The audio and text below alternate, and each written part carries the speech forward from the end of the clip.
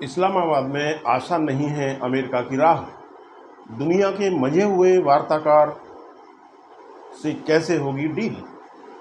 पाकिस्तान में America Iran के बीच होने वाली बातचीत पर सबकी नज़रें टिकी हुई हैं, लेकिन ईरान की ऐतिहासिक कठोर मोल भाव शैली इसे जटिल और मुश्किल बना सकती है। ईरान धैर्य, वैचारिक दृढ़ता और बहुस्तरीय दबाव का इस्तेमाल करता है।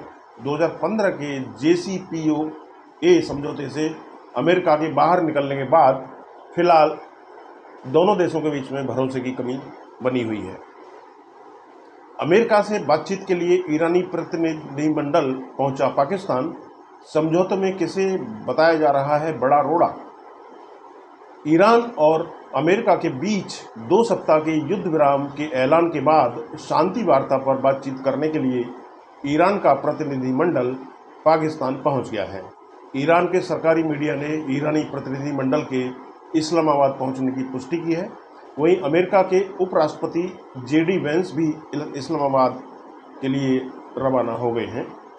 वो इस शांति वार्ता में अमेरिका का प्रतिनिधित्व करेंगे। उनके साथ अमेरिकी राष्ट्रपति डोनाल्ड ट्रंप के विशेष दूत स्टीव विटकॉफ और ट्रंप के दामाद जैरेड कुशनर भी शामिल हैं।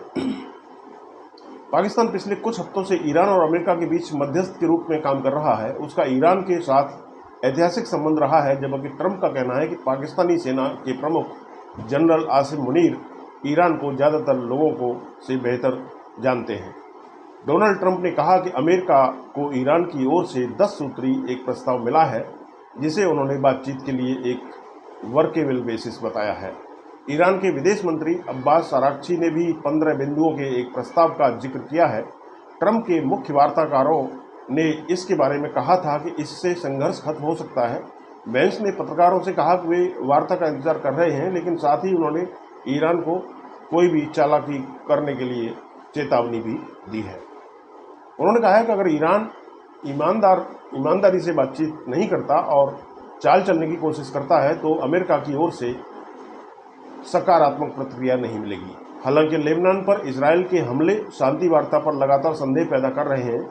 इससे पहले ईरान की संसद के स्पीकर मोहम्मद बगर गालिबाफ ने कहा कि लेबनान में युद्ध विराम बातचीत शुरू होने से पहले होना चाहिए। उन्होंने साफ किया कि जब तक लेबनान में सीज फायर लागू नहीं होता और कुछ अन्य शर्तें पूरी नहीं होती, तब तक बातचीत शुरू नहीं हो सकती। इस बयान से बातचीत की स्थिति को लेकर अनिश्चितता बढ़ गई है और यह साफ दिखाता है कि ये बातचीत कितनी जटिल और शर्तों से भरी हुई है। इजरायली प्रधानमंत्री बेंजामिन नेतन्याहू ने जोर देकर कहा था कि युद्ध विराम लेबनान पर लागू नहीं होगा और बुधवार को उसकी सेना ने पूरे देश में कई ठिकानों पर बमबारी की, जिसमें लेबनान के स्वास्थ्य मंत्रालय के अनुसार 300 से अधिक लोगों की मौत हो गई। शुक्रवार शाम लेबनान ने कहा कि वह अगले हफ्ते अमेरिका में इजरायल के साथ युद्ध विराम पर चर्चा करेगा। ट्रंप ने कहा कि होर्मुज रूट पर टोल नहीं लगाने देंगे। डोनाल्ड ट्रंप ने कहा कि उन्हें नहीं पता कि अमेरिका ईरान वार्ता एक बार में ही खत्म हो जाएगी या आने वाले हफ्तों में भी जारी रहेगी। इससे पहले ट्रंप से जब पूछा गया कि उन्होंने JD वेंस से क्या कहा, तो उन्होंने कहा, मैंने उन्हें शुभकामनाएं दी हैं। उन्होंने यह भी कहा कि उन्हें नहीं पता कि अमेरिका ईरान वार्ता एक बार में ही खत्म हो जाएगी या आने वाले हफ्तों में भी जारी रहेगी।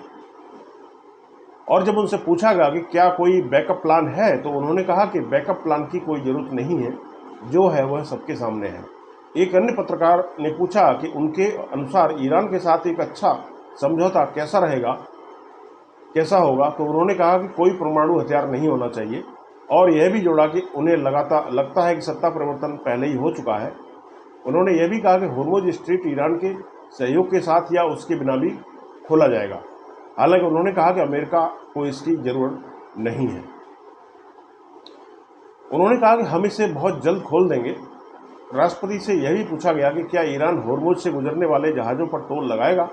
इस पर उन्होंने जवाब दिया कि हम ऐसा होने नहीं देंगे। ईरान की शर्तें बातचीत की जटिलताओं का संकेत देती हैं। पाकिस्तान के फील्ड मार्शल आसिफ मुनीर भी ईरानी प्रतिनिधिमंडल के स्वागत के लिए पहुंच चुके हैं। ईरान के प्रतिनिधिमंडल का नेतृत्व कर रहे व्यक्ति द्वारा रखी गई पूर्व शर्तें यह दिखाती हैं कि वार्ताकारों के सामने चुनौतियां आसान नहीं हैं। लेबनान में युद्ध विराम और ईरान की अरबों डॉलर की संपत्तियों को छोड़ना इन शर्तों में शामिल है। सबसे बड़ा और पुराना मुद्दा है परमाणु कार्यक्रम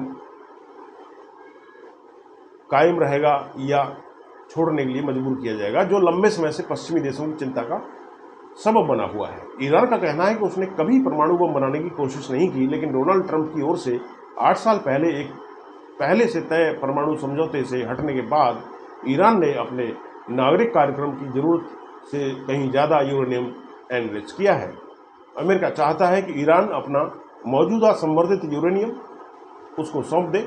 माना जाता है कि ये फिलहाल इस्फहान के पास एक फैसिलिटी के मलबे के नीचे दबा हुआ है, और साथ ही अमेरिका चाहता है कि ईरान ये भी वादा करे कि वह कभी परमाणु हथियार नहीं बनाएगा।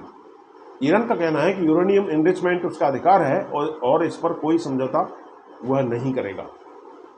अब उसके बाद आता है होर्मुज स्ट्रेट का मामला, जो इस युद्ध से पहले मुद्दा ही नहीं था, लेकिन अब ईरान का एक मजबूत हथियार बन गया है। दुनिया के सबसे अहम समुद्री मार्गों में से एक पर नियंत्रण स्थापित करने के बाद ईरान समुद्री यातायात के लिए नए नियम लागू करना चाहता है। इसमें जहाज़ों की जांच का अधिकार, टोल लगाना या जरूरत पड़ने पर रास्ता रोकना भी शामिल है। दुनिया के कई देशों, खासकर खाड़ी क्षेत्र के देशों के लिए यह बिल्कुल भी स्वीकार नहीं है। समस्याएं यहीं खत्म नहीं होती हैं, बल्कि अमेरिका और इजराइल चाहते हैं कि ईरान अपने क्षेत्रीय प्रभाव को खत्म करे, जिसे वे नकारात्मक मानते हैं। वहीं ईरान सभी अंतर्राष्ट्रीय प्रतिबंधों को पूरी तरह से हटाने और पिछले महीने हुए नुकसान की भरपाई की मांग कर रहा है। पिछले एक साल में बातचीत जारी रहने के बावजूद 2 बार हमले झेलने के बाद ईरान यह गारंटी भी चाहता है कि भविष्य में ऐसा दोबारा नहीं होगा। असल में बहुत कम लोगों को उम्मीद है कि इन सभी मुद्दों का समाधान इस्लामाबाद में ही हो पाएगा या नहीं। मौजूदा नाजुक स्थिति को देखते हुए ज़्यादातर लोग सिर्फ इतना चाहते हैं कि युद्ध विराम बना रहे। गहरे अविश्वास की खाई पाटना सबसे बड़ी चुनौती।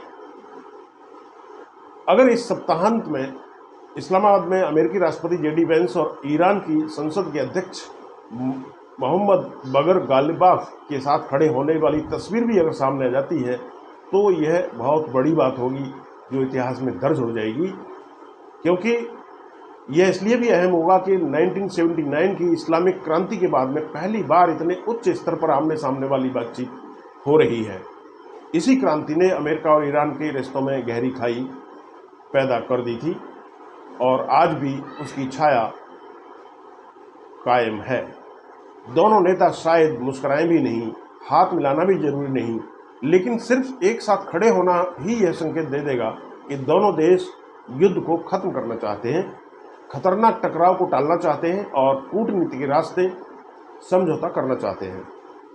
हालांकि अमेरिकी राष्ट्रपति डोनाल्ड ट्रंप की जल्द शांति समझौते की उम्मीद काफ़ी अवास्तविक मानी जा रही है।